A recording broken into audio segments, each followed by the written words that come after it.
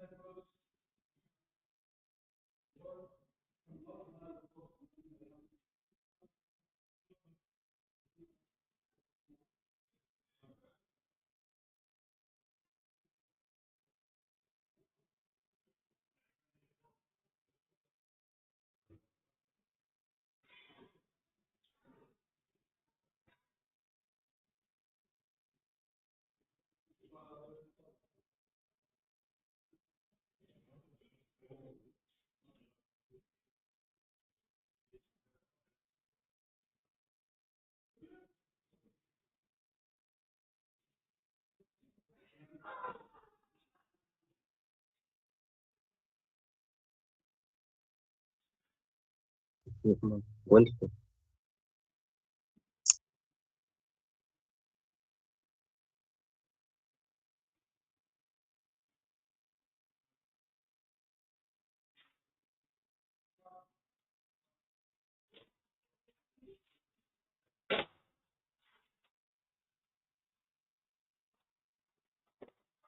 Okay, everyone who has waited patiently, we can start now.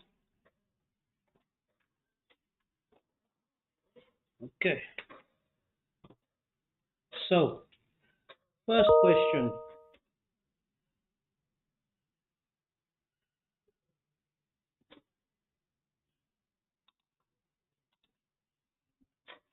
is the following. They ask us to determine which of the following is true about the properties uh, of the magnetic force. Let me just put it nice in perspective there. Which of the following is true about the properties of the magnetic force on a charged particle moving in a magnetic field B? Okay, so we have a magnetic force. This is for number 11, by the way. We have a magnetic force. Oh, good. We can still see clearly whatever's written there. So we have a magnetic force. Okay, we want to know which of the following statements are true regarding the properties of the magnetic force. Okay, so on a particle that is moving in a magnetic field, and you need to select one or more of the following statements, okay, regarding the properties of magnetic forces. So, statement number A, you need to tell me whether it's true or false, okay? The statement is the magnitude and direction, the magnitude and direction of the magnetic force depend on the velocity of the particle and on the magnitude and direction of the magnetic field, okay? So, basically this question is saying that the magnetic force in question is dependent on the velocity of the particle and on the magnitude and direction of the magnetic field. Is this true or false? Can you guys let me know in the chat if this is true or false? Is that statement true or false? I won't ask you for a reason, but I just want to know whether that statement is true or false.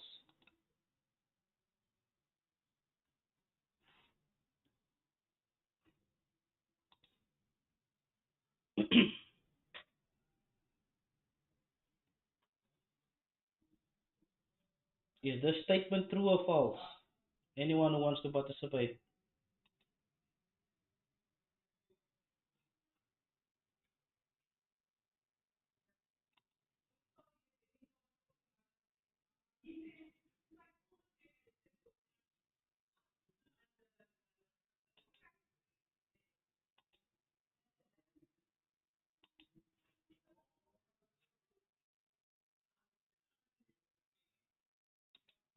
Okay, no answer.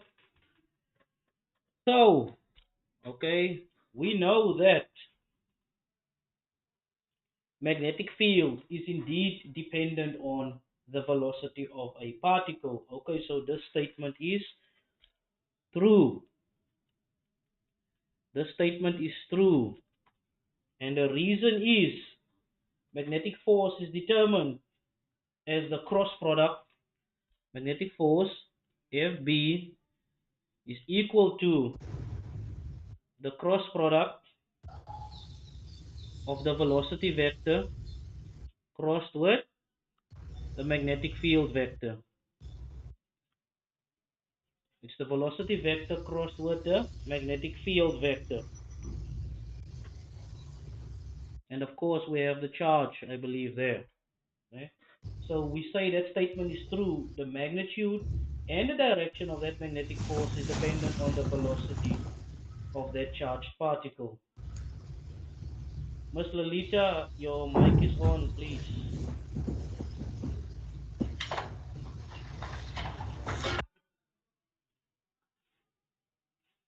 Okay, so statement number 2, we need to tell me if it's whether it's true or false. Okay, whether it's true or false. Statement number B, the magnitude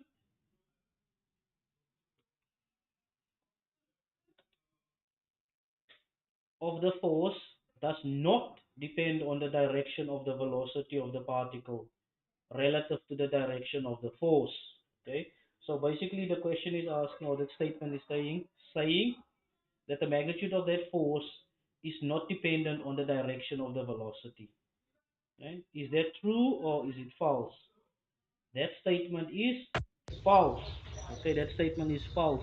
It is indeed, the magnitude of that force is indeed proportional or dependent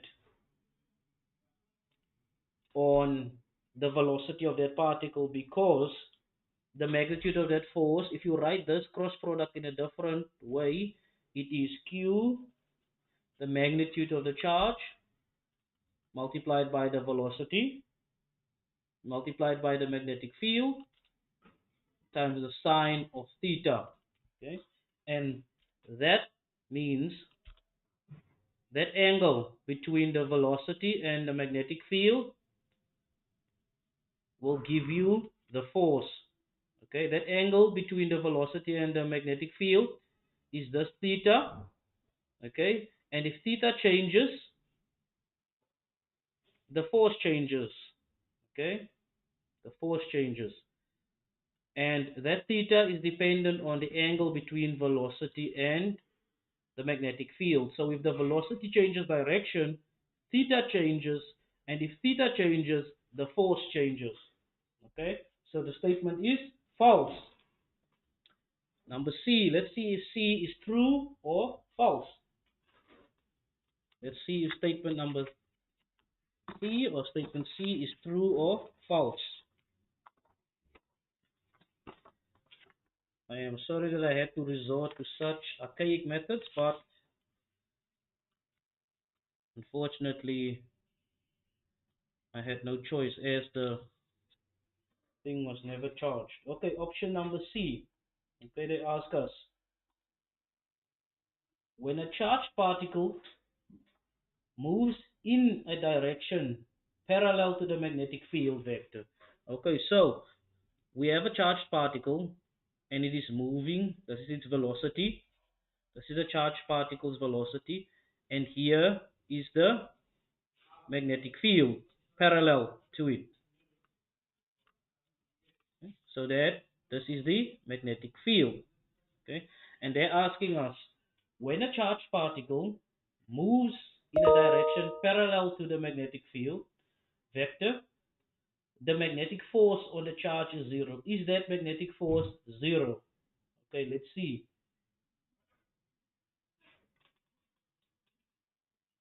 Magnetic force on the charge is zero. Okay, remember earlier on we had this formula that says that the magnetic force FB is equal to Q, the charge, times V times the magnetic field times the sine of theta. Okay, now if these two are parallel, theta is zero. If they are parallel, the angle between them is zero. So the force would then be Q, whatever value Q is, whatever the force is, whatever the magnetic field itself is, and then Q is zero. But we know that the sign of 0 is 0. So that whole thing reduces to 0. So if the charged particle moves in a direction parallel to the magnetic field, the force would be 0. So the statement number C is true. And we actually worked it out. We proved that it is indeed true. Okay, that statement C is true. Okay.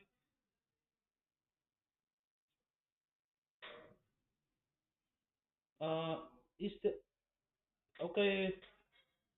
Miss Renee has a problem. She can't hear or see anything. Is there anyone else who can't hear or see?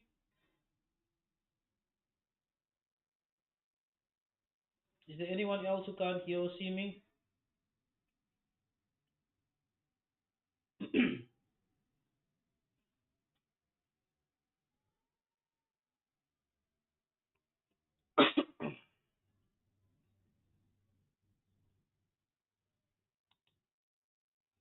Let me see. Is there anyone else?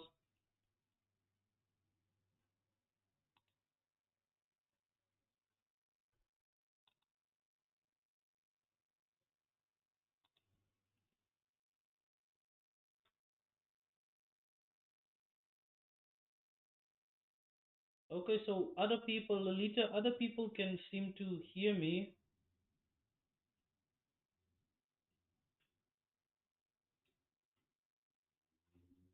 Okay, let me see what's happening in the chat.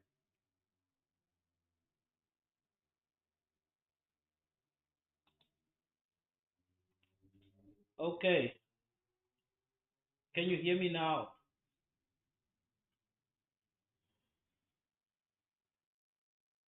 Sorry, I'm running three different screens here. Okay, okay. I'm going to go back to my very first question. Okay, I'm going to go back. Okay, I'm going to start over. Don't worry, it's not a big problem. And yes, my apologies for starting late.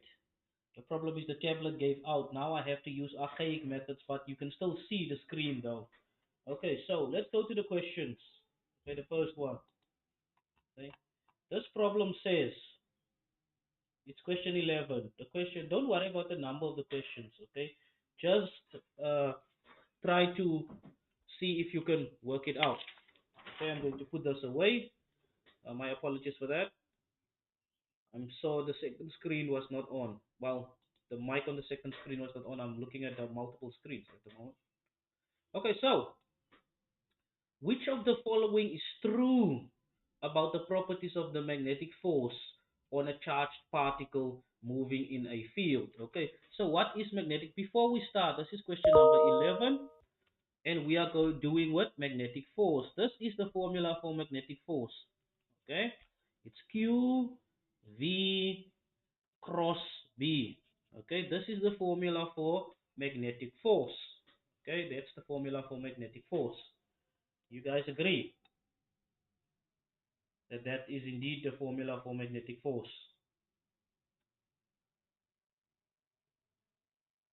Those of you that are actually listening and watching, do you agree that that's the formula for magnetic force? Have you seen that formula before?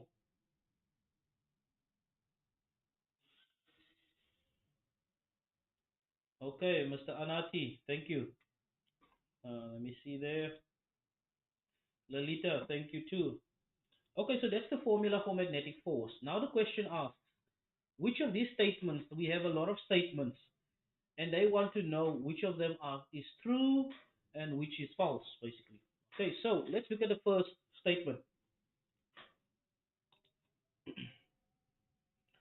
The magnitude, this is statement number A, the magnitude and the direction of the magnetic force depends on the velocity of the particle and on the magnitude and direction of the magnetic field. Okay. By the way, we can write this formula here of a cross product from maths. We can write it as such. Remember, we can just write this then as absolute value. Q V B sine of theta, where theta is the angle between, the velocity vector and the magnetic field vector. Okay, theta is the angle between the velocity vector and the magnetic field vector. Okay, that's theta. It's the angle between magnetic field and velocity. Okay, so the first statement is the magnitude and the direction of this force FB depends on the velocity of the particle and on the magnitude and direction of the magnetic field. Now, what determines, does it depend on the velocity of the particle? Yes, it does depend on the velocity because velocity is in this formula.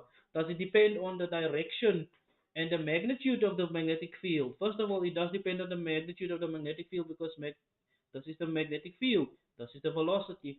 The direction of the magnetic field will determine theta, or rather, the direction of the magnetic field relative to the velocity will determine theta. So yes, all of those things will determine the magnetic field. So take a guess now. Is this statement true or false? Can you let me know? True or false? Is this statement true or false?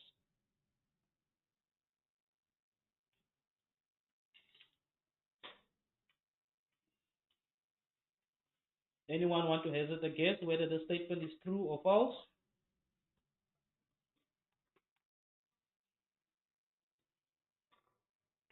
Is that statement A true or false?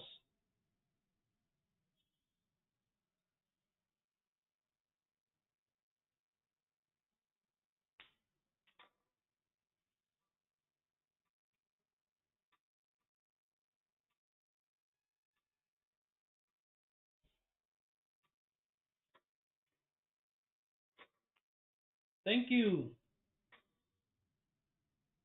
TC, Lalita, you guys answered correctly. That statement is true. We've just proved, Anati, you too. We've just proved that the statement is indeed true. Okay, we proved it just now. Okay, we looked at the formula. Basically, for all of these statements, we can just look at the formula. Let's look at B and see if it's true or false. Okay, let's look at statement number B. What does B say? The magnitude of the force does not depend on the direction of the velocity of the particle relative to the direction of the field. So basically, the statement is saying the force doesn't depend on the direction of the velocity. Let's see if this is true or false. Okay, this is the force, and it is dependent on the velocity, the magnetic field, the charge, and of course, the angle between the velocity and the magnetic field. Now, if the direction of the velocity changes, if the direction of the velocity changes, if this direction changes, theta changes, and if theta changes, the force changes. So, what do you guys say? Is it true or false, that statement? Is it a true or false statement? Because in this case, if the direction of the velocity changes, theta changes, and if theta changes, the force changes. Thank you, Anati.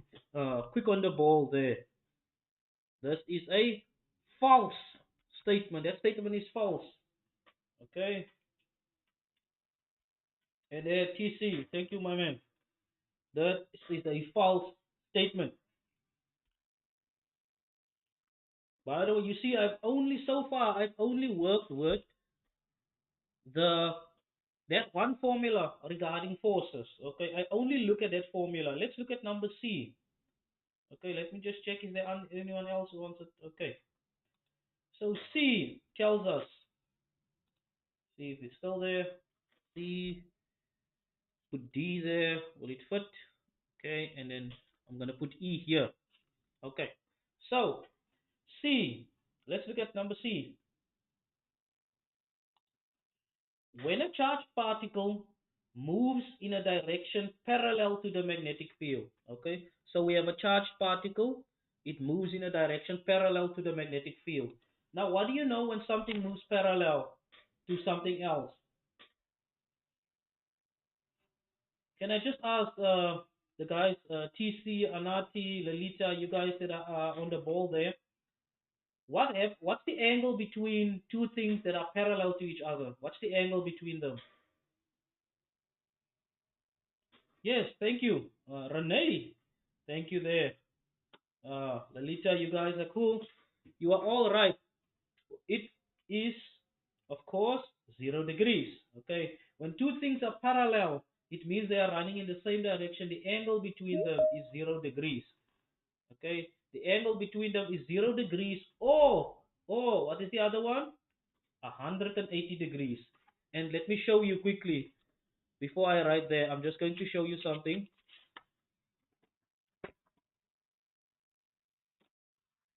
just to prove that I am not lying to you. Let's say this is the velocity v. Okay, starts there, it ends there, and this is the magnetic field pointing in the opposite, complete opposite direction. The magnetic field B. Okay, the magnetic field B. The angle between these two is 180 degrees. Okay, the angle between those two are 180 degrees, and they are parallel to each other. Okay, one is this way, and one is that way. Okay, they are parallel, and the angle between them is 180. Okay, or rather, I should have drawn them this way. They are parallel. One is that way, and one is this way. Now, if they were both in the same direction, the angle would be 0 degrees. If they're in opposite direction, the angle is 180 degrees. And of course, all of you, those who answered, you are correct. Okay, so you are all correct. It's the angle is 0. Now, let's put that into uh, this formula. If the angle, or if they are parallel, okay, if they are parallel, okay, this angle would be 0. Okay, and what do you know about the sine of 0? The sine curve, when it's at 0 and 180, it is equal to 0. Okay, let me show you. This is how a sine curve, or what a sine curve looks like. It starts like that, ends like that.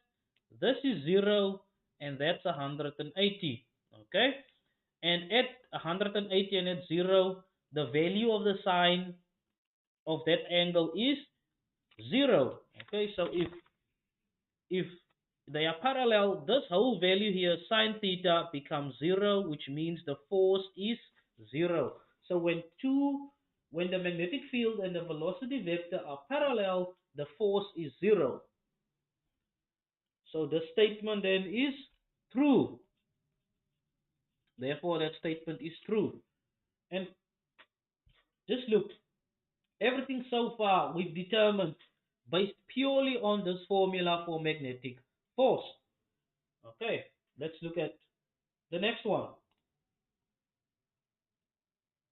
The magnetic force is proportional to the charge and the speed of the particle. The magnetic force is proportional to the charge and the speed. Is that statement true or false? I'm going to hear from you guys now. Is that statement true or false? That the force is, yes, okay, you guys are on the ball. That statement is indeed true. Okay, that statement is true. Because in the formula for force, the magnetic force is dependent on the velocity and the charge. So the statement is true. Thank you. Last one, E.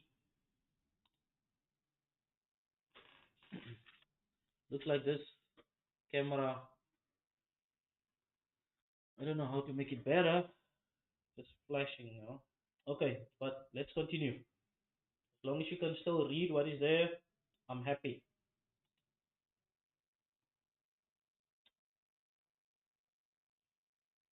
And that thing is not, it's dead. That tablet is dead. Okay, so last statement. The magnetic force on a positive charge is in the direction opposite to the direction of the force on a negative charge moving in the same direction. So basically the velocity is the same, but the charges are different. Is the force then in the opposite direction? If the charge is different, okay, one charge is positive and one is negative, is the force in a different direction? Can one of you guys answer? Okay, let me just give you a hint. I want you to say whether that statement is true or false. The statement says, if the charge has a different sign, the force would be in the opposite direction. Is that statement true or false? Okay. If this is the charge here, okay, if we make it positive, the charge would be QVB sine of the angle between them. But if we make the charge negative, it will be negative QVB sine whatever the angle. Okay? And the negative implies it is in the opposite direction. Okay? So if you just insert, everything stays the same. The sign on the charge changes, which just means it's going to be in the opposite direction. So if the sign on the charge changes, the force is just in the opposite direction, which means that statement is true. Okay? Let's move on to question number 11, or rather 12. Don't worry about the numbering of these questions, that is just for me. Now we go to the more beastly, I wouldn't say beastly, just more calculatory part of the questions. Okay?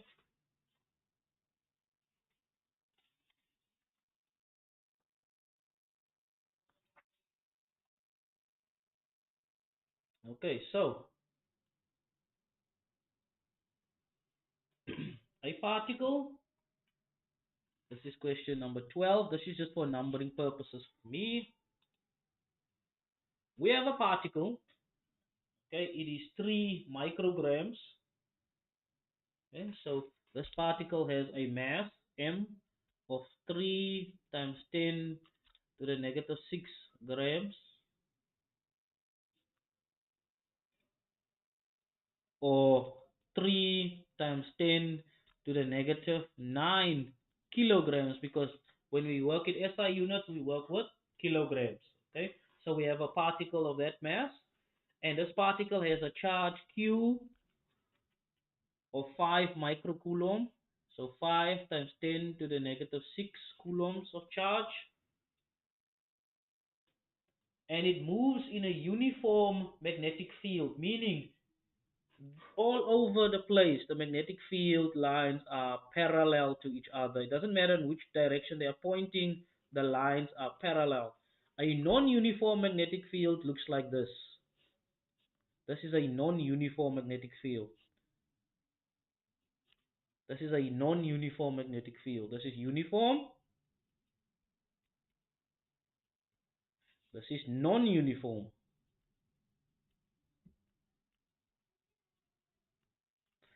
Okay, so we have a particle with a mass and it's moving in a magnetic field with some charge of it on it. Okay, and the magnetic field has a value, or this magnetic field B, the magnetic field is equal to 60 I hat 60 J hat millitesla. Okay, millitesla at, so this is this magnetic field. Its value, or its not the magnitude of that magnetic field. Now, if t equals 0, the velocity of that particle is equal to, now we have also the velocity of this particle. Okay, I'm going to write it here at the bottom, and that velocity is given as 30 j hat minus 40 k hat. That's the magnitude of the velocity of this particle. Let me just see. Okay, there's the question nicely. So we have all of those values. They want the path of this particle. Okay, you need to determine the path of this particle. Okay, you need to determine the path of this particle. Okay? This is quite a favorite question of lecturers. What is this path of this particle?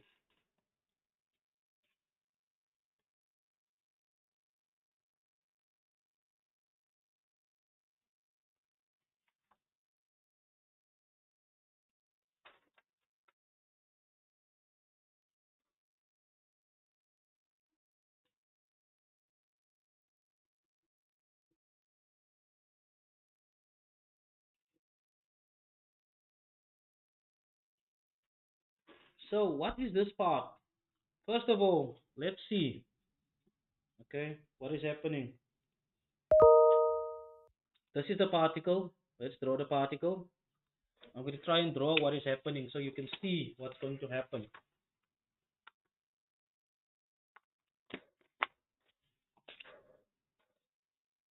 So we have a particle. There it is. And it has a velocity of 30 j hat. So it has a, let's say, a horizontal component, or j hat rather is in the I hat, j hat, it is in the vertical component. It has a vertical component and it has a, let me rather draw it with dashed lines. So this is the particle, right? In the center, it has 30 j hat, and j hat is up. J hat is up 30, so 30 j hat, and then negative 40 in the k hat direction. That means out of, let's say, x is this way, y that way, and then k that way. Okay, so let's say, draw that. I'm going to say, or rather draw it for you here. This is x, that's y, and that's z. Okay, that's x, y, and z. Okay, so obviously I hat is in this direction. I hat, that's j hat, and that's k hat. Okay, so the velocity of this particle. So here's the particle. It has a velocity with components in the j hat direction and in the k hat direction. J hat direction is in that direction, and it is 30 units in that direction, and then also it is 40 units in the k hat direction, which is negative k hat, so it's going to be down. Let me write 30 there, and then 40 there. So somewhere here, okay, is the end. So this vector, the velocity vector for this particle. So this particle is moving in this direction, ladies and gentlemen. The particle is moving in that direction, but the magnetic field that it's traveling in is in the j hat direction, meaning the magnetic field is that way. Okay, the magnetic field is cutting across it. So the magnetic field is in the j hat direction that way. So there's the magnetic field. So this particle enters this magnetic field. Okay, so this particle has a component that is parallel and a component that is perpendicular to the magnetic field. So what is going to happen to this particle? Okay, what is going to happen to this particle? Since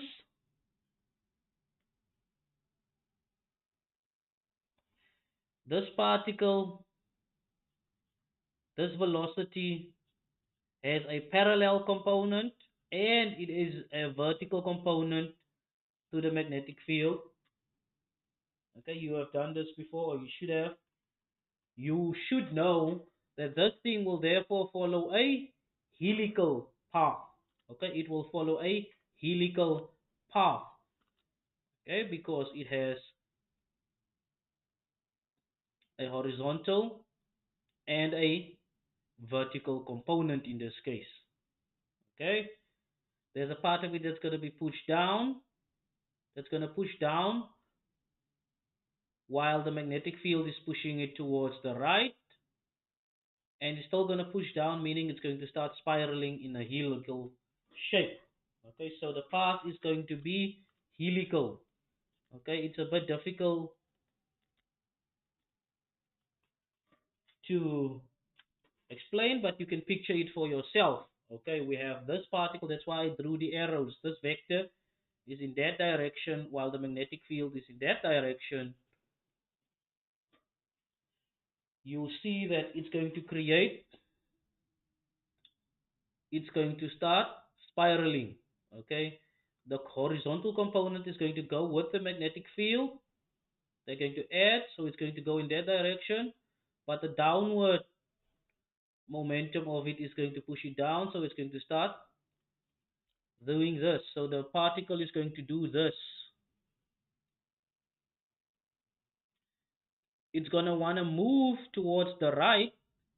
It's going to want to move that way due to that component, but there's also this component pushing it down, but the magnetic field is going to continuously push it in that direction. Actually, it should not be straight down, it should be at an angle. Okay, so it's going to be a helical path.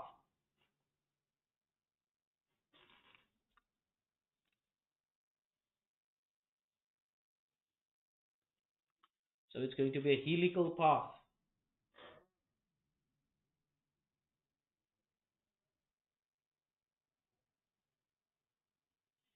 Of course, you can just use the right hand rule. Okay, this is just from looking at the vectors. Okay, you can now use the right hand rule. Okay, if you and then determine, well, I would advise you then to use the right hand rule. Let's use the right hand rule to determine this path. Okay, let's see if it works. The right hand rule. Okay, we have the velocity going that way, and we have the magnetic field going that way. So we have V going that way and the magnetic field going that way. Okay, so if you point your fingers of your right hand in the direction of the velocity, and then you curl in the direction of the magnetic field, your force would come out of the page. Okay, meaning it's going to be doing this. It's going to start spiraling out of the page. Okay, so it's going to be some helical path. So we determined it's a helical path. And what is the radius of this path? We can actually work that out. What is going to be the radius of that circular or helical path? That radius, I don't know if you've seen this formula before, but you can work out the radius of a helical path, of that circular path. It's going to be equal to the mass times the velocity in the perpendicular direction divided by the charge, the value of the charge, times the magnetic field. Okay, and you can work then out the radius. Okay, let's plug in the formulas. The mass is 1 point, what did we say we write earlier on? The mass is 3 kilograms, 3 times 10 to the 9 kilos. That's the mass. The perpendicular component of the velocity is 40. We're only working with the perpendicular component. And then we have the charge on it is 5 coulomb. And of course, finally, the magnetic field itself is 40 Tesla. Or is it 60? 60 Tesla. Millitesla. 60 times 10 to the negative 3 Tesla. Okay, so 60 millitesla. Okay, and if you work all of that out, you find that the radius of this circular or helical path is equal to zero point 0.4 meters. Okay, the radius of that helical path is 0.4 meters. Okay, the radius of that helical path is zero point 0.4 meters or 40 centimeters. You can of course then calculate something else. So we have calculated the radius. We know it's a helical path. So far we know that it's a helical path. It's helical. We know that it has a radius of 40 centimeters. Let's work out something else. let's work out the pitch for this thing. Okay, you still remember the pitch? The pitch is the parallel component of the velocity. So here, hold it here. This is what we know so far regarding this path for this particle. So it is a helical path. It is a radius of 40 centimeters that we just worked out. And if you want to work out the pitch, meaning how many oscillations per second, the pitch. So we have the parallel component of the velocity times t, the period. The parallel component of the velocity is 30 because it's parallel to the magnetic field. It's in the j-hat direction multiplied by the period. In this case, we calculate the period as 2 pi times the mass over qb. That's the period. And if you plug everything in, 2 pi times the mass, that's 3 times 10 to the negative 9 over the charge, which is 5 coulomb, 5 microcoulomb, I think, if I remember correctly. Yes. And then 60 millitesla, 60 times 10 to the negative 3. Okay. And that gives you a pitch of 62, or rather 184. That's just for the time. It's 188.4 centimeters, the pitch of that helix. Okay, so the pitch of that helix, or rather I have a different definition of pitch. So this particle has a helical path. That path has a radius of 40 centimeters, and this is its pitch. So let's check which one of these statements has all of those things, or at least most of them. A helical with a 6.3 centimeter pitch? No, that is not the pitch that we worked out. Helical with a 40 centimeter radius? Yes, it is that one. Circular with a, no, it's not circular, and yes, it is there. Helical with a 40 centimeter radius. So B is the answer. B is the answer. That was a nice question. Let's go to question number 13.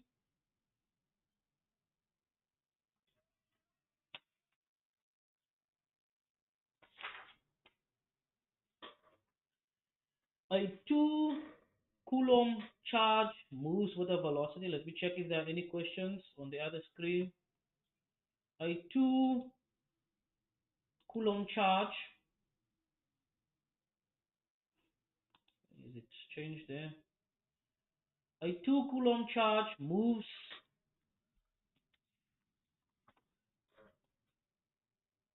with a velocity of, so we have this charge. Let me just get some more paper.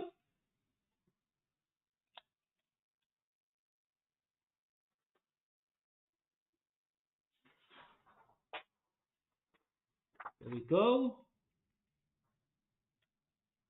We have a 2 Coulomb charge, and it moves with a velocity of, so we write down the velocity. This is for number 13.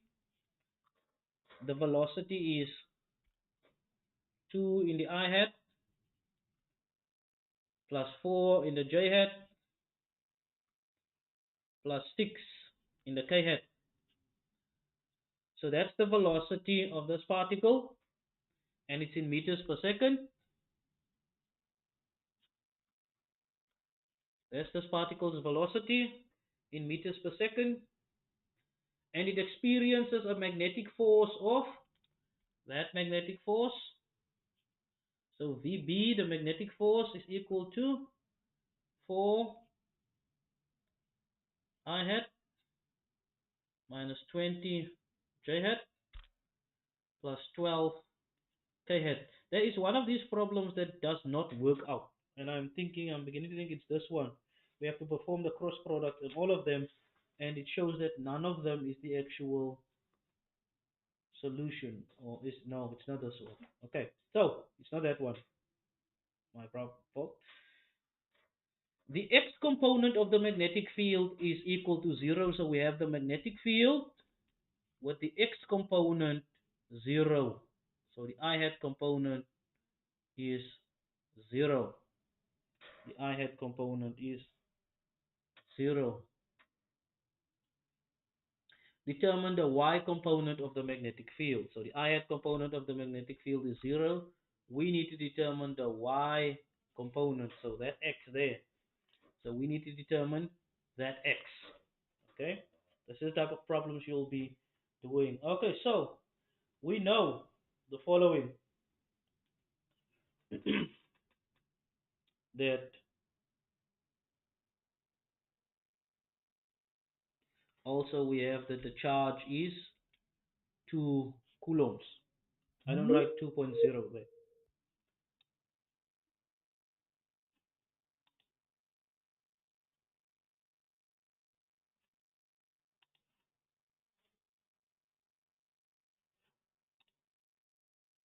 So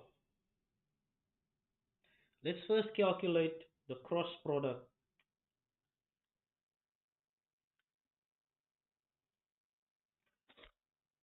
That is also, we don't know what Z is, that component. Okay, it's also unknown, but let's leave that out for now. This component,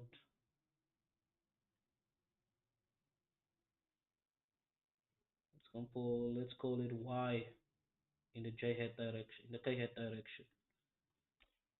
Okay, so that's what we know. Okay, that should be the magnetic field. Now we know that V cross B.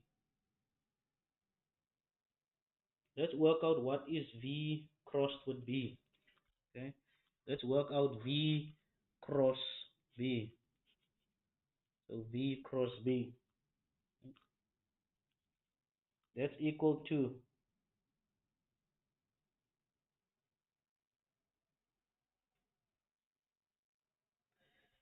and I don't know if you have done this before. I had, J hat. This is how I usually do my cross products. I write them here.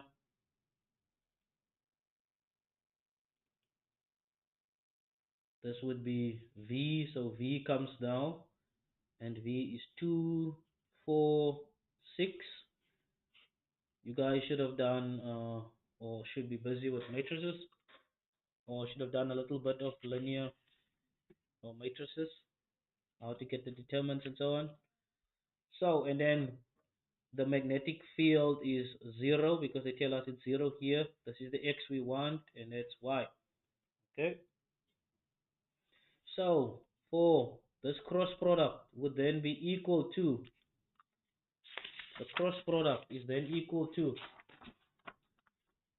those of you who are very good at math, you might be able to just work this out quickly.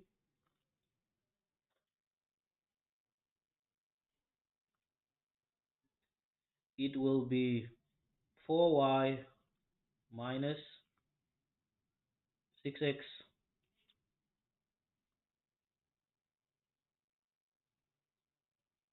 minus, of course, that's the determined rule.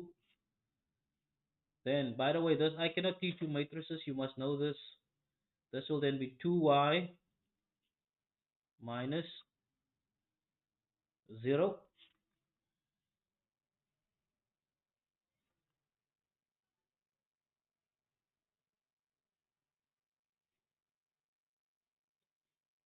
This is in the I hat direction, that is in the J hat direction, and then lastly, plus in the K hat direction, we have 2x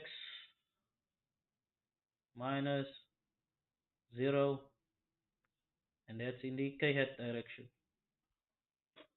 Okay, that is just say plain and simple matrices. Okay, that is just plain and simple matrices.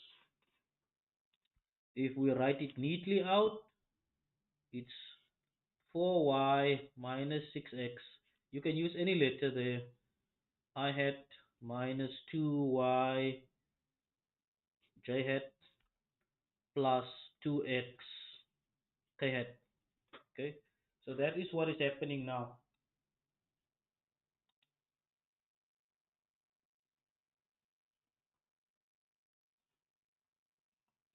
So we have that situation.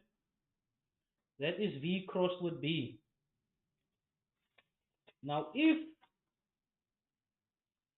we want the force, how do we get force? We know that force, magnetic force, is equal to Q times V cross B. This is magnetic force, right? This is the Lorentz equation for magnetic force. Now we already know the formula for, or we've been given the magnetic force. It is there. 4 minus 20, it's 4. Oh, why did I write the 0 there? But it's 4.0 I hat minus 20 J hat plus 12 K hat. That is the magnetic force that's been given. Okay, it's there in newtons. It's been given to us. And it should be equal to 2 times this cross product that we have there, 2 times this whole thing of 4y minus 6x I hat minus 2y j hat plus 2x k hat. Okay? If we multiply 2 in there, on this side we're still left with 4 I hat minus 20 j hat plus 12 k hat. This is still what is left. That is still just the force. And on this side, if we multiply it in, we have 8y minus 12x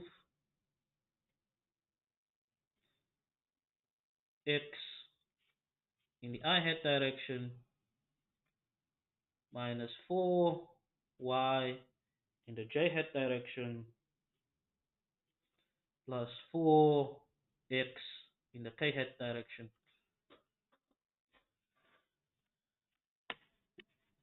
That is all. So it's just basic algebra at this point. And there is probably a better way to do it, a faster way if you just use limits. Not limits, excuse me. I don't know why I'm thinking. Just a normal, what do you call this thing? Matrices. Much faster way probably. But let's stick to this one where you can actually see what is happening. Okay. So, but we want for B. Okay, By. We want By. Now from equation 3 here, okay, this should be equal to that, and this should be equal to that, and this should be equal to that one at the back, 4x. Okay, so By,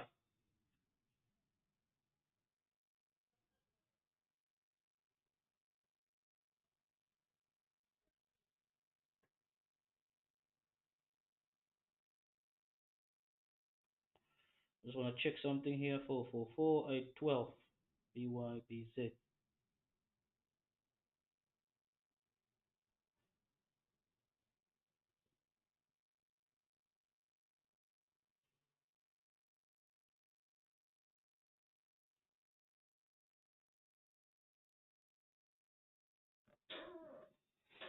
Okay, By.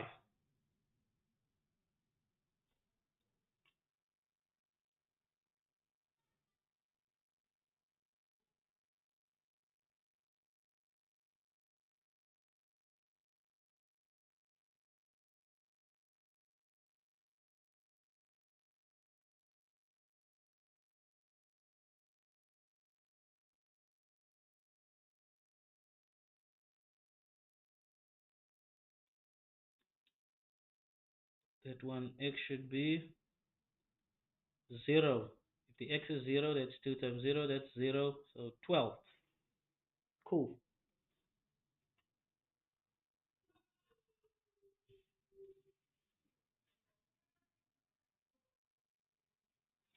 So therefore, y, then, why did I write it there? Y, therefore, is equal to 12. If y is equal to 12 divided by 4, this 12, this 12 here, divided by 4, and that's equal to 4 Tesla. Okay, so y is 4. Oh no, it should be x, sorry. I named mine uh, x. Yes, it is x because I started at x, not at y. So x, therefore, is equal to 12. There's 12 here,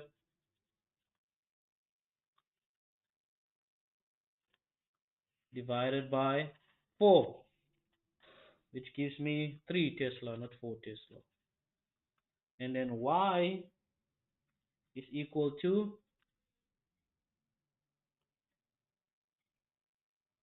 negative 20. That's y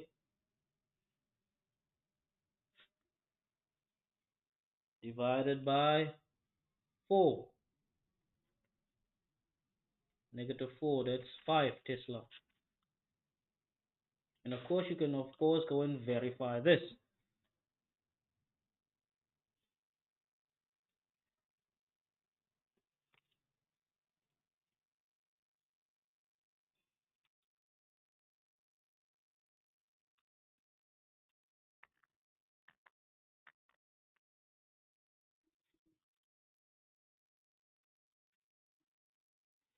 That's just basic algebra there. I'm just checking, yes, that I did make mine, the second one, my first unknown as x, but it's in the second row in the j component. So 3 Tesla therefore is my y component. Okay, you can of course verify it. Let's verify it quickly. The answer should be 4. If you verify it, let's just verify it quickly here. The first answer should be 4, and if you plug it in, y that we calculated was 5, so it's 4 times 5 is 20, minus 6 times 3 is 18, that is 18. 20 minus 18 is 2, 2 times 2 is indeed 4. Okay, 2 times uh, 5 is 10, that's negative 10. 2 times y is negative 10,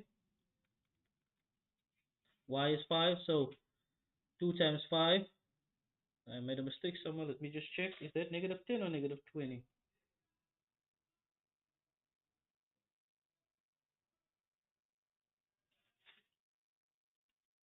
Oh well, negative 2 times 5 is negative 10, but yes, these values are consistent for the first part.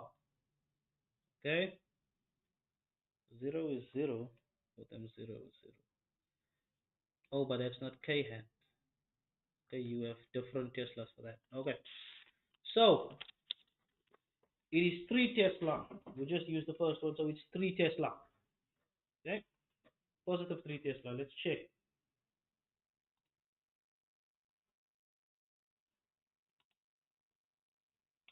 And there it is, positive 3 Tesla.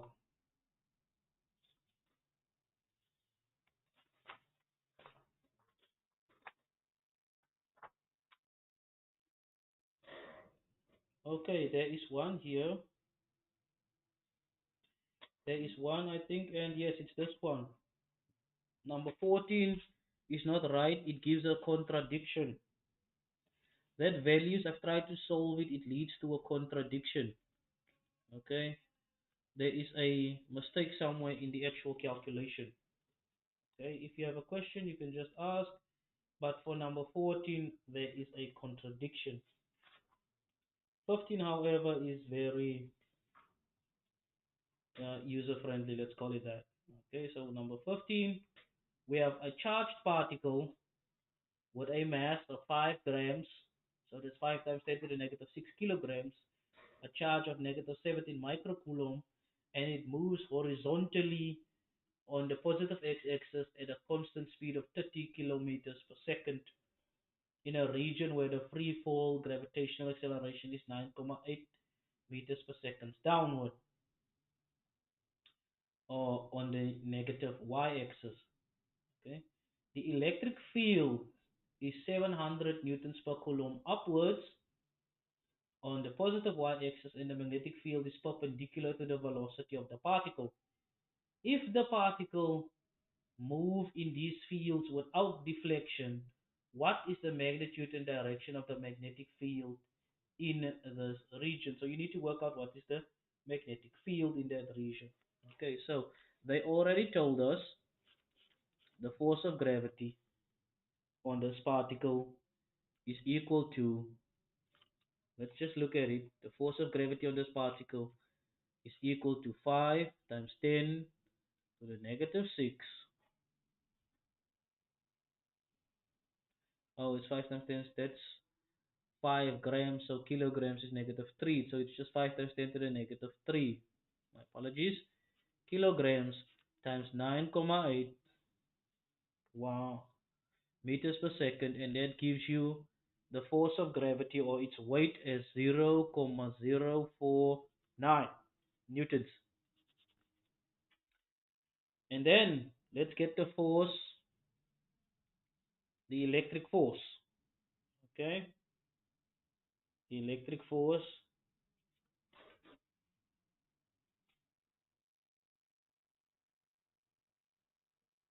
The electric field force is 700 newtons per coulomb upwards.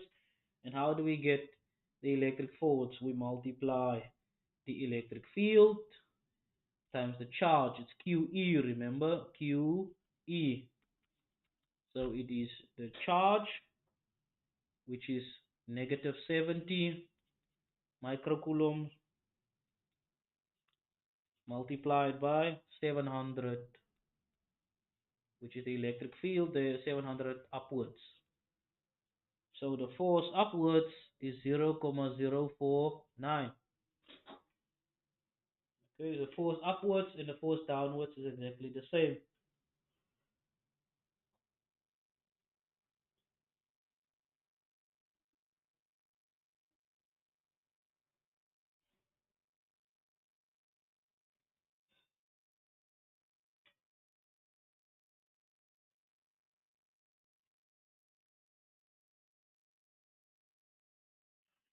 Since we know that this magnetic force, okay, this particle is moving at,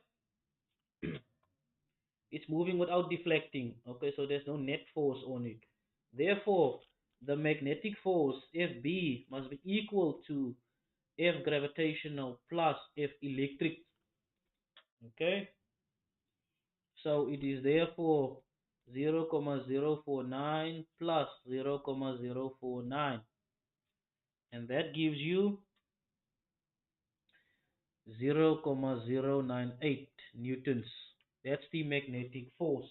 And you see that how easy that was to determine the magnetic force. So we now have the magnetic force.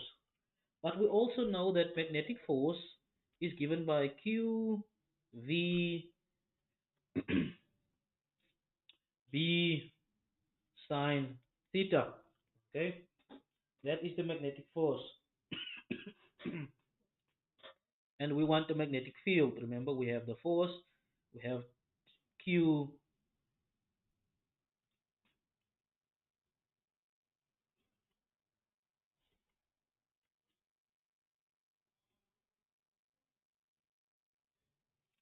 Now they told us that the magnetic force is perpendicular.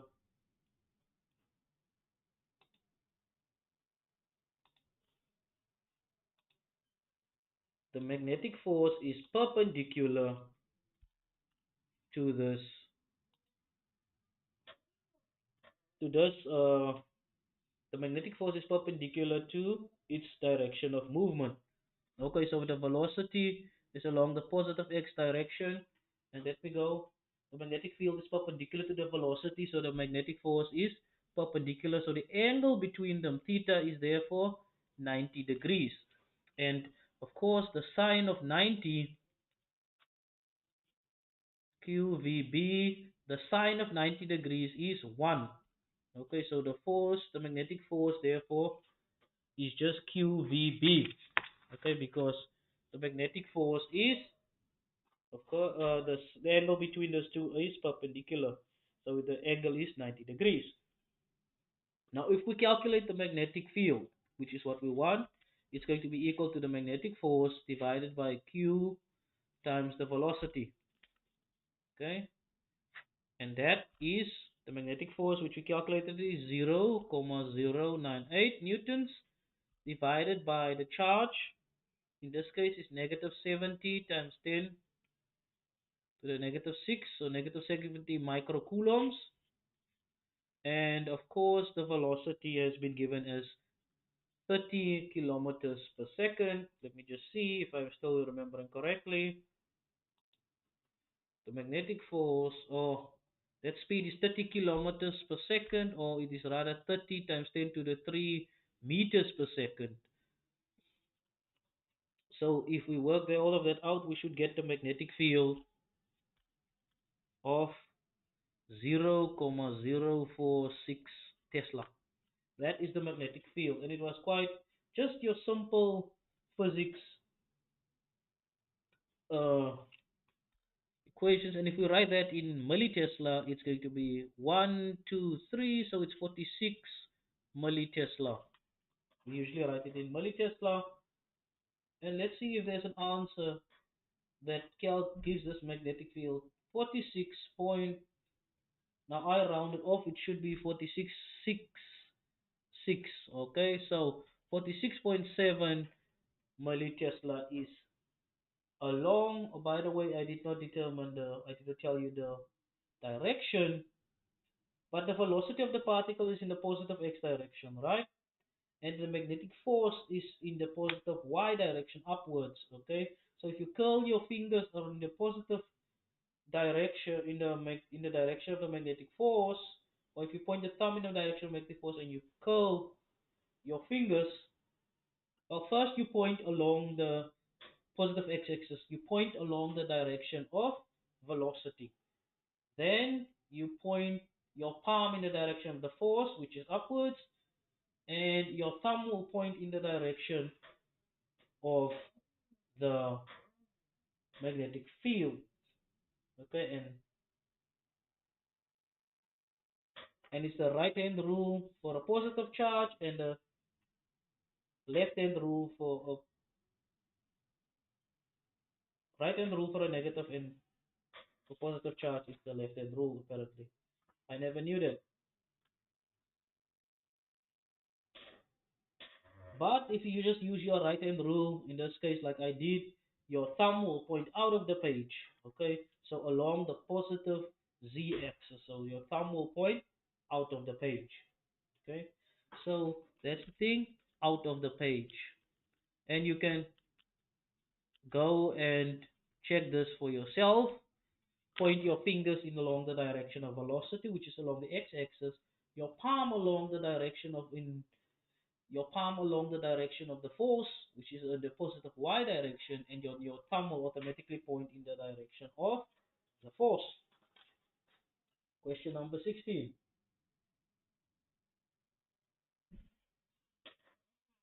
Let's see. 16.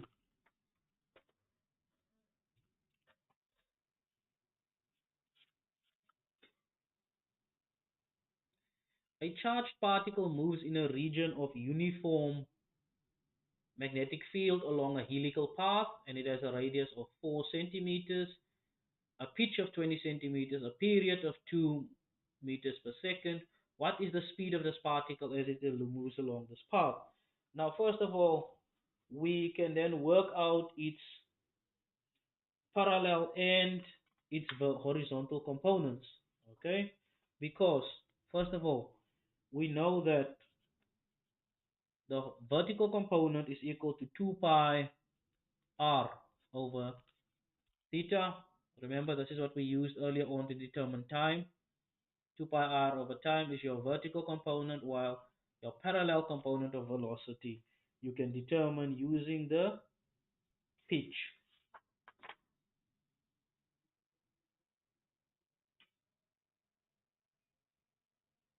And that is just the pitch divided by the time. Okay. So first, let's determine the vertical component, or not the vertical component, sorry, the perpendicular component. My mistake. So let's first determine the perpendicular the component using this formula here, formula number one. We have 2 pi times the radius, which in this case is 0,04, it's 4 centimeters, divided by the time. They gave the time as 2 milliseconds, so it's 0,002 seconds, and that gives us a speed of, if you divide that by that, you give 22 pi, and that should be 40 pi. Okay, so the perpendicular component is approximately 40 pi meters per second. So approximately 125.66 meters per second. So that's how fast this thing is moving in a perpendicular direction. Well, let's work out for the parallel direction. We have the pitch, which has been given to us as 20 centimeters, or rather 20 times 10 to the negative 2, divided by the time of still 0.02, and that gives us 100 meters per second. So we have a vertical component and a parallel component. And how do we determine the resultant? The velocity, therefore, is just the square root of the vertical component squared plus the parallel component squared. So the velocity is the vertical component squared plus the parallel component squared. So it's 125.66 squared plus 100 squared, and that gives you, let me see what my calculations brought up here, 160. I'm not doing all the intermediate steps, so it's 160.6 meters per second. Okay, that's how fast this thing is moving, 160.6 meters per second, or 0.16 kilometers per second. So it's 0.16 kilometers per second. If you want to write it in kilometers, that is also equal to 0.16 kilometers per second. It's exactly the same. Okay. Question 17. Let's look at question number 17.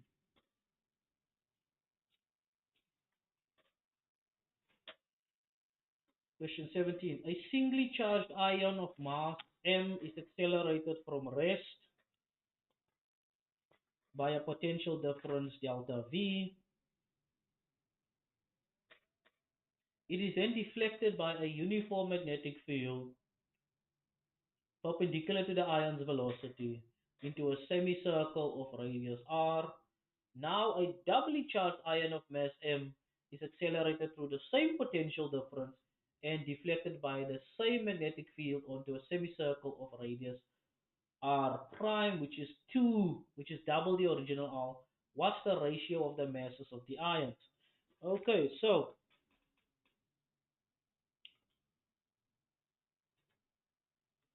we know that kinetic energy, right, is equal to qv, okay, charge times the velocity. And we also know that kinetic energy can be given as half mv squared, where v is small v is the velocity, of course. Now, if we equate these two, okay, if we equate these two, we have charge times potential difference is equal to half mv squared, where small v is that's potential difference and that's the velocity.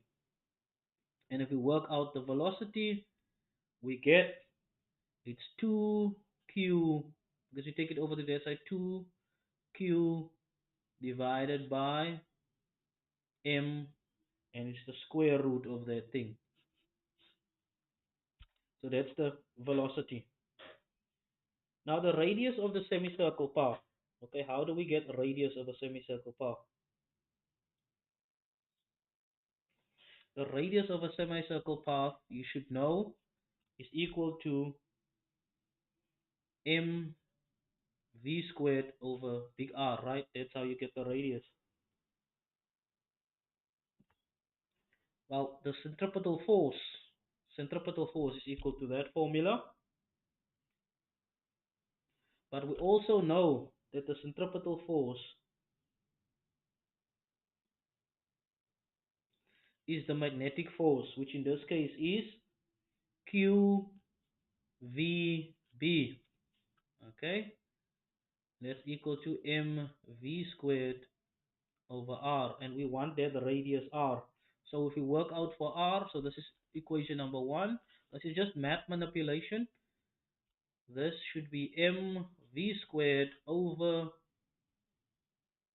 QVB.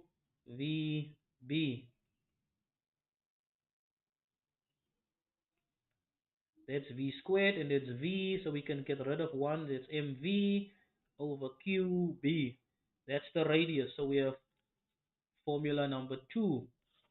Okay, let me see. I don't know if you could see. I'm just okay. Just want to repeat here. So I've already explained this one. So centripetal force is equal to mv squared over r from your first semester. And then you know that centripetal force in this case is just a magnetic force, which is QVB, sine of 1, sine of 90 degrees. And then you just make R the subject of the formula, that's it. Now, if you were to combine these equations, okay, if you combine these equations, where you substitute V is equal to that in this formula, so R would then be equal to M times that whole substituted value there, 2Q over M, and that whole thing is over QB, right?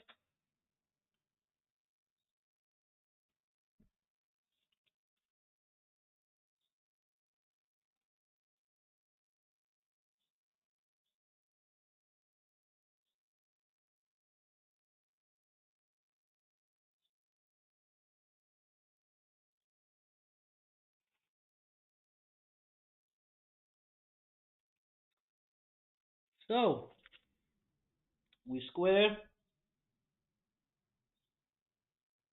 or rather we find the square root of that. You can rewrite that. Now this is just some math manipulation. The square root of the whole thing therefore will be 2m, should be 2m squared, right?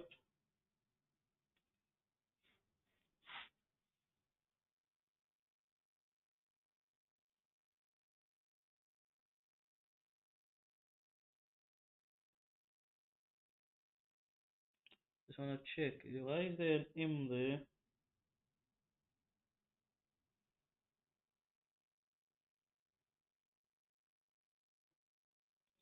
MVQB, that's right. The first one. Did I miss something?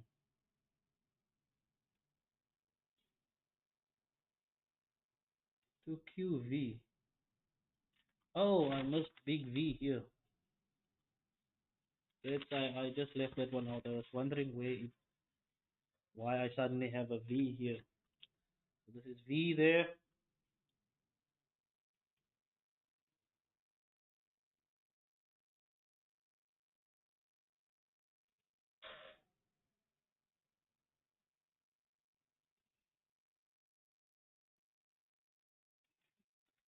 Gives us 2m delta V.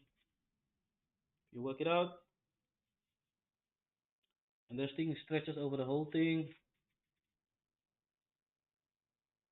QB squared over that whole thing. The square root is over the whole thing. Okay, square root is over the whole thing. Now applying it to both of these ions. Okay, so R, let's say R1. Therefore, R1 is equal to the square root of 2mv EB squared. Now, for a doubly charged one, the charge here, E, where it says, where we put E as Q, it will be 2E. Okay, so if we put that in as 2E, so for a doubly charged one, R2 is equal to 2 times R1. That's it. That's what R2 is. Remember, they told us there R2 is 2 times the radius of 1. So it's 2 times this whole thing. Square root of 2m b squared. So now we have R1 and we have an R2. Okay. If you were to square both sides of the equation, let's square both sides of the equation.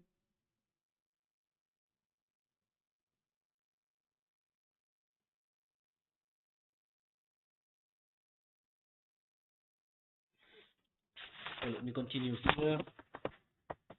You can see, rather, I'm going to leave that R1 and R2 there. I'm going to rewrite it. R1 is equal to this. This is just math manipulation, guys. 2mv over EB squared. R2 is equal to 2v squared 2mv EB squared. Okay. So if I square both sides,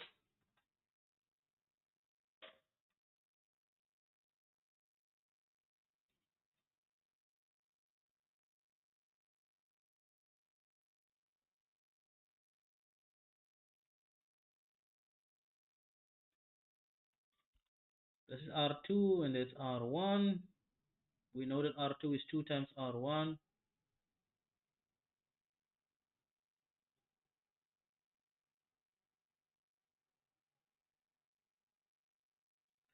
That is R1, yes. This is R2. So R2 is 2 times R1.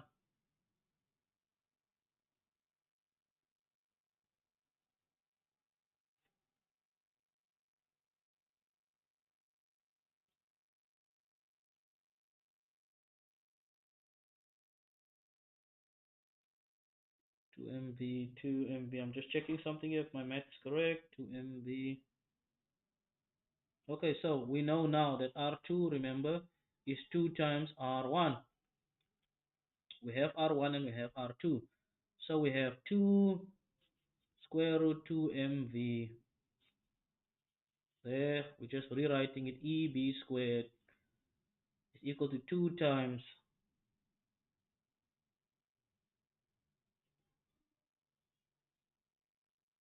that's R2, that's 2mv EB squared. Now if we were to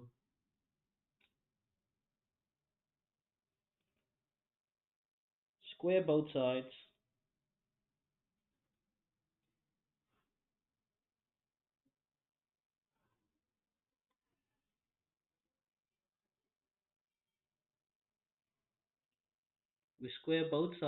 we get,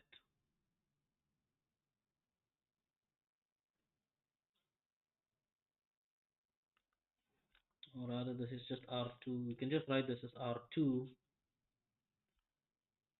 It is basically R2, it's 2 times R1. So if we square both sides, we have 4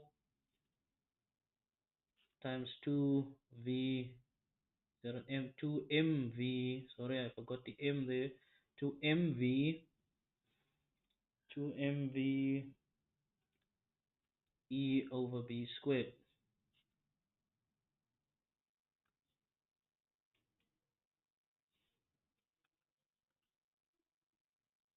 This side we also have.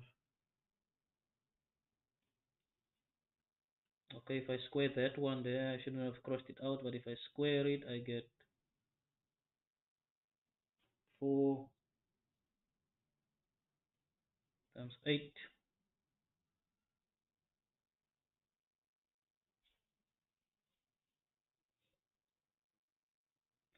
That's 4 times that. That's just 4mv over EB squared. That's 8mv EB squared. It's 4mv EB squared. Okay, so yes, so far the math is working out.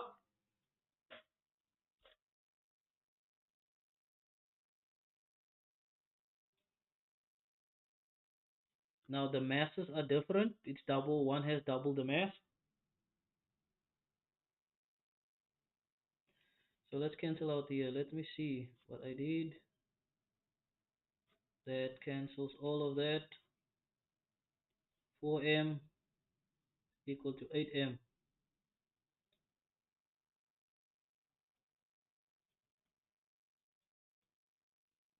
But R2, they tell us, has double the mass of R1. Where did they tell us that?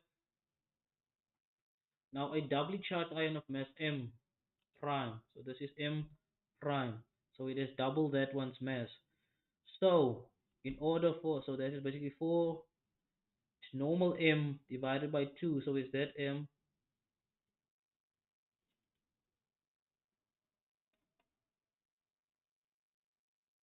It is double that mass. So it is 4 2m and that's 8m. 8 normal m. Let's see if I made a mistake. No, no, no, no, no. 4 m prime. Let's see. M prime divided by 2 should be 8m. It's here that I went wrong. Here,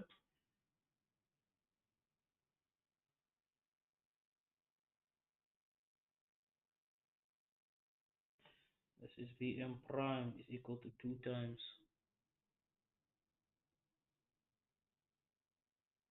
There should be a prime there. There should be a prime there. 2m prime.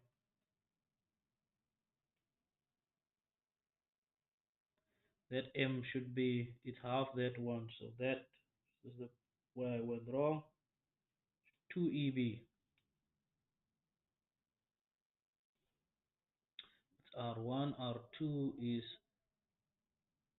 just MV. It's M prime. R2 is M prime divided by 2. Okay. Okay, now I get it. So it's this 2. So this is just 2 then. Divided by 2. Remember, it's double the... I just put M instead of M prime in. Okay. Let me just redo that quickly. So R2 then, remember, is equal to 2 times R1. Where R2 is equal to 2M prime. I forgot to put the prime there. Over 2, remember, because it's double that one. So this one half is equal to that one. That's the only way it will be equal. And of course, the square root of that. And that is equal to square 2 times the normal one of 2mv. This is just m. Remember, there's no prime there. This is the prime. And the reason why there's a 2 there and not on that side is because this one is double that one. Okay, and that's EB. Okay, okay, now the math. If we square both sides, we get 2 times 2, 2mveb squared. That's b squared. And on this side, we get, if we square it, We get mv, that's m prime by the way, eb squared.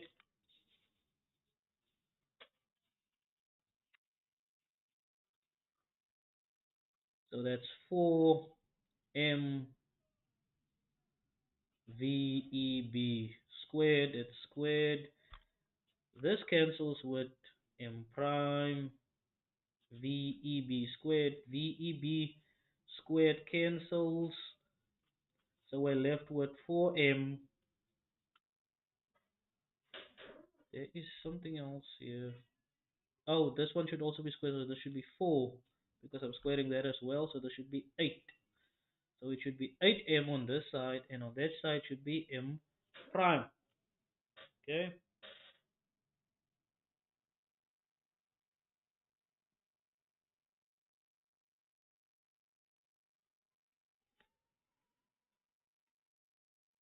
M prime is equal to 8m.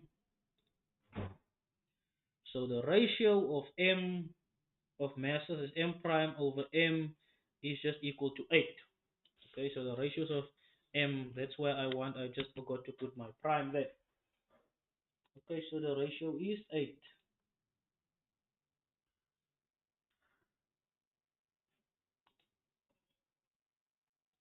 The ratio is A8.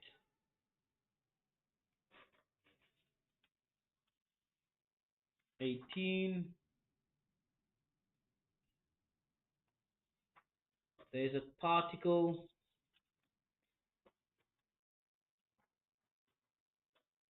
Just check something. New pages.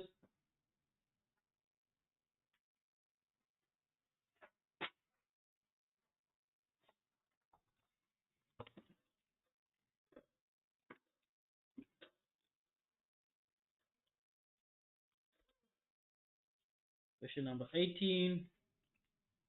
A particle with a positive charge Q is 33.2 times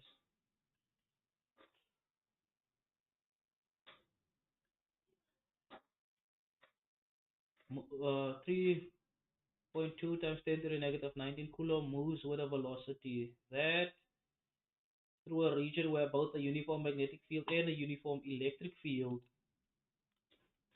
is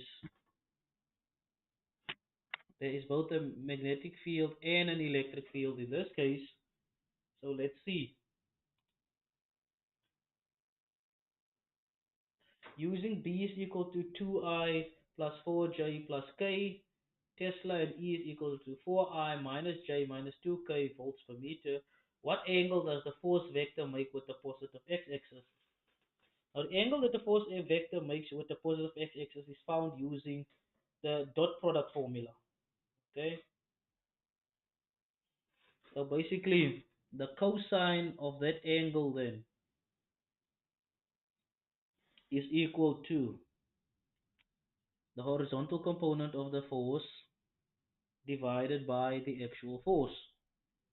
Right? It's cosine. Right? Now the magnitude of the force vector. Okay, the magnitude of the force vector. Okay, they gave us the force. We just need to determine the magnitude. Okay, they gave us the force there. What is the force vector? It's the very first one that we wrote down. 352 times 10 to the 8. Two forces actually. Let's see.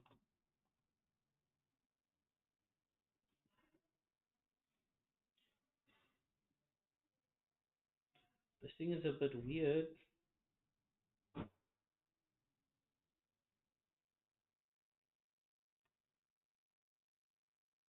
because I have a problem with this one. 1,6.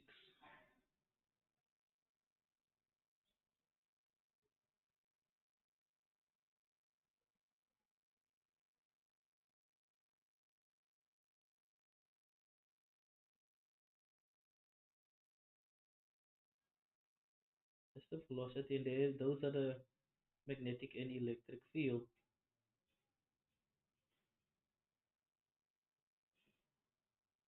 Where's the charge?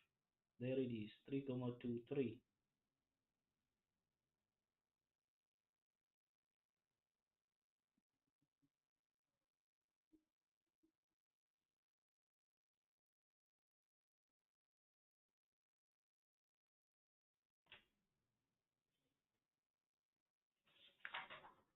fix something here.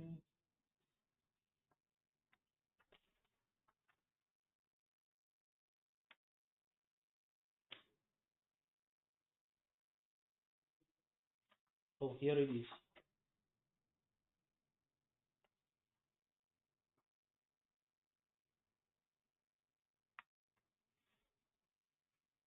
Yeah, it's saying I started along a very weird section.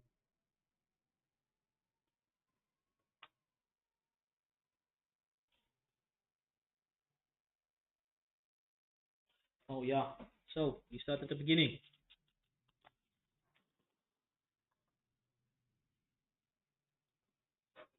My notes is a bit disheveled, but I did found my place. Thank you. Okay, so we have magnetic force, right? And we know that magnetic force is Q V crossed with B, right? Q V cross B. Okay. Now we know that the magnetic field, or rather, let's first calculate V cross B. Okay, that's the easiest to calculate.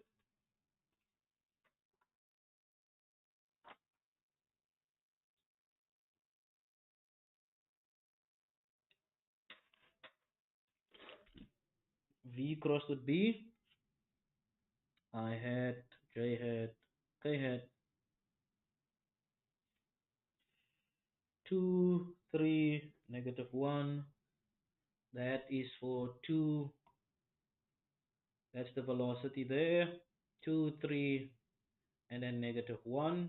That T2 should not be there. That is why I was confused, because this thing needs to be rewritten. And then, of course, the magnetic field here, 2, 4, 1. 2, 4, 1. Find the cross product. Of course, I cannot teach you the cross product as well, but if you were to find the cross product,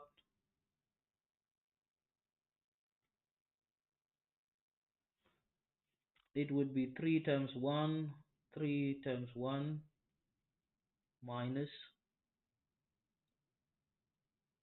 minus 1 times 4. That's in the I hat direction. Then it's negative. Then it's 2 times 1 minus negative 1 times 2. That's in the J hat direction. And then finally plus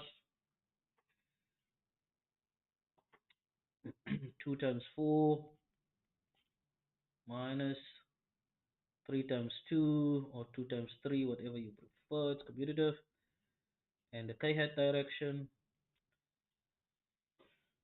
So this force is then 3 times 1 plus 4. 3 plus 4, that's 7 in the I hat direction. Minus, that's 2 plus 2, that's 4 in the J hat direction.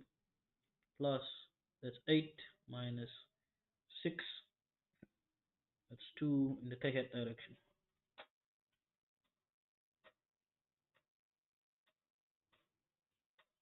So there's the force. Okay, and then of course we know from our whole session that magnetic force then FB is equal to charge times force crossed with B. Okay, and what's the charge here? 3.20 times 10 to the negative 19 times 7 I hat minus 4 J hat plus 2 K hat. Okay, so if you've done that, you should finally get this value of 2,24 times 10 to the negative 18 I hat minus 1,28 times 10 to the negative 18 J hat plus 6.4 times 10 to the negative 18 k hat.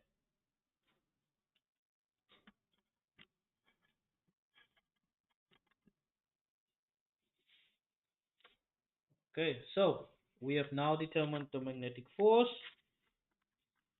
The total force, of course, total force F total is equal to the magnetic force plus the electric force, of course. Now we have already calculated the magnetic force, and we just need to add the electric force.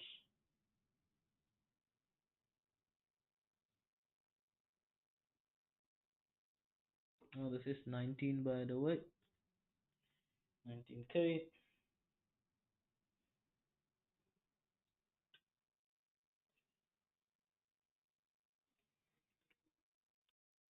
But before we can calculate the total, we need to determine the electric force. Oh, sorry, that should be electric force plus magnetic force. Now first, let's determine the electric force as well. Now we know the electric force Fe equal to Fe is equal to Q times the electric field, right?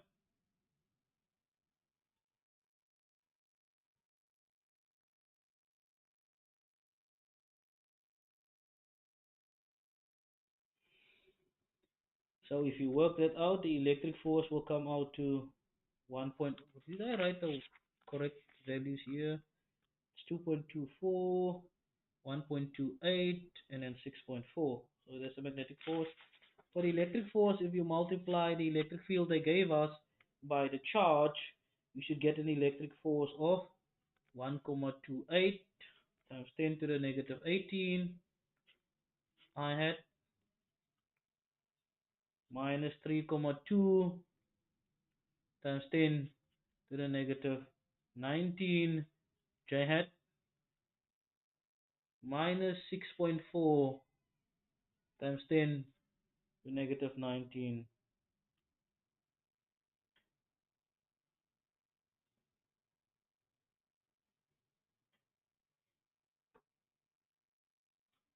k hat. Okay, then we know that force total is equal to force electric plus force magnetic. Okay, add those two up, you get, and you can do that, a force of 3.52 times 10 to the negative 18 in the I hat direction. This is now your total force minus 1,60 times 10 to the negative 18 in the j hat plus 0 in the k hat. Okay, because it's plus and negative. Okay, so now we have the total force. Okay, or just we can just circle force, which is equal to just the force. Okay, then we can do what I was supposed to do earlier, or said I should do earlier, that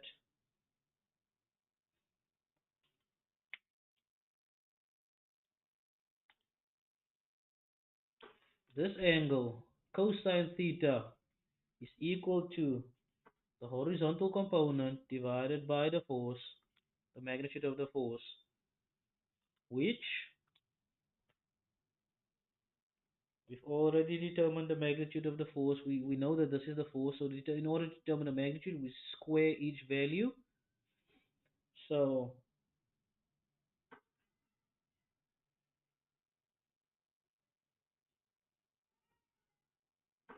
we have the horizontal component is 3.52. Let's write it down. It's 3.52. There it is. That's the horizontal, the I hat component. It's the force in x direction minus 18. And then, of course, the total magnitude of that force is just equal to the square root of each component squared times 10 to the negative 18 squared plus negative 1,60 times 10 to the negative 18 squared plus 0 squared. And that, ladies and gentlemen, gives you an answer of point or approximately 0.91. Okay, so the cosine of theta is 0.91, and if you answer or get theta, you get approximately 24.4 degrees. And let's see if there's an option for 24.4 degrees. Yes, there is 24.4 degrees.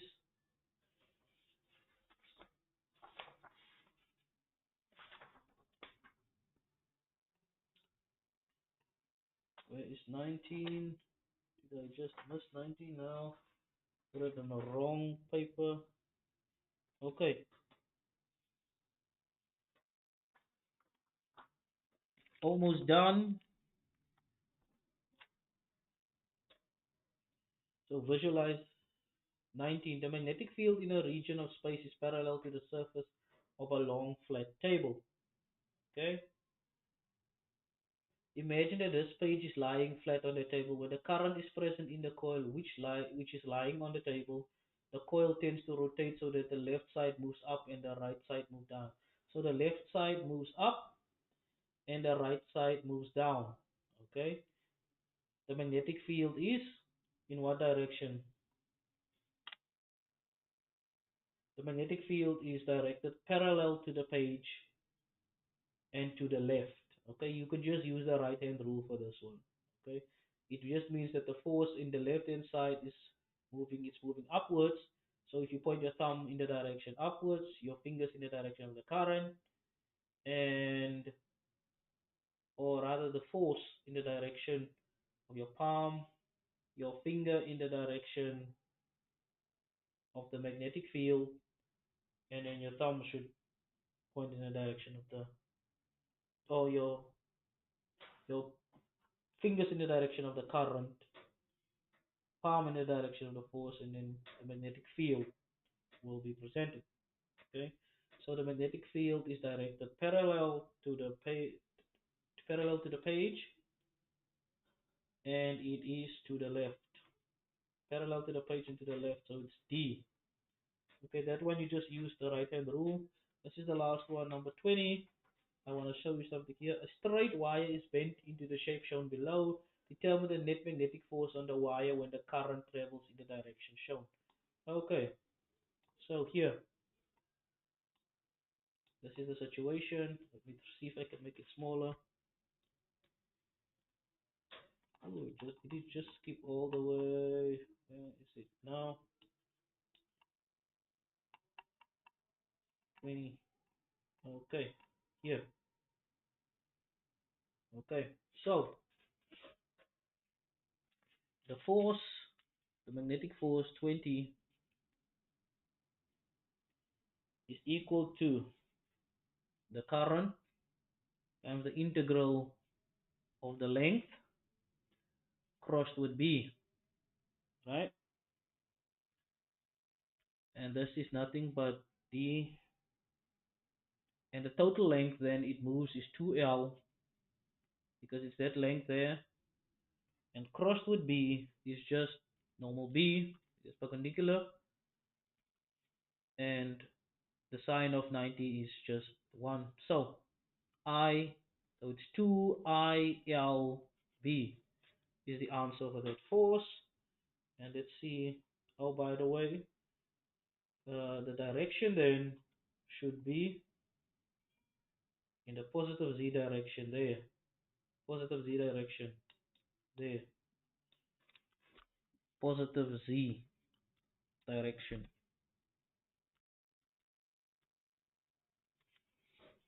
So let's see, 2IBL in the positive Z direction. There we go. That's all that we have time for today. Thank you for listening. I hope you understood all of that. Have a great weekend further.